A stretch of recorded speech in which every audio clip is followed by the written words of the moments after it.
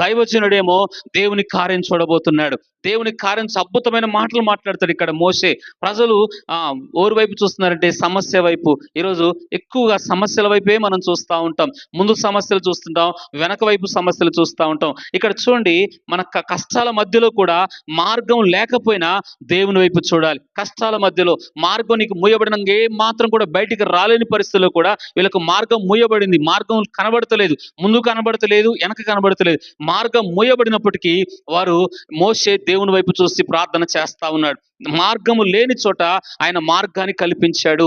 మూయబడిన మార్గం, అక్కడ సముద్రం ఉంది, ఎర్ర సముద్రం ఉంది. మార్గము లేని చోట, ఇక్కడ అద్భుతమైన మాట ఏంటంటే మార్గము లేని చోట ఆ మార్గం వైపు చూడక, ఇక్కడ చూడండి, ఈ కష్టాల వైపు మధ్యలో కూడా దేవుని మార్గం లేని చోట కూడా దేవుని వైపు ఎప్పుడైతే చూశాడో మోషే, అక్కడ ఆయన మార్గాన్ని కల్పించాడు. ఆయన ప్రజలకు ముందుగా ఆయనే నడుస్తూ వచ్చాడు. వాక్యం సెలవిస్తుంది నిర్గమకాండంలో, దేవుడు నీకు ముందుగా రావాలని కోరుకుంటే నువ్వు సమస్యల వైపు చూస్తే వెనక సముద్రం ఉంది, ముందు వెనక ముందు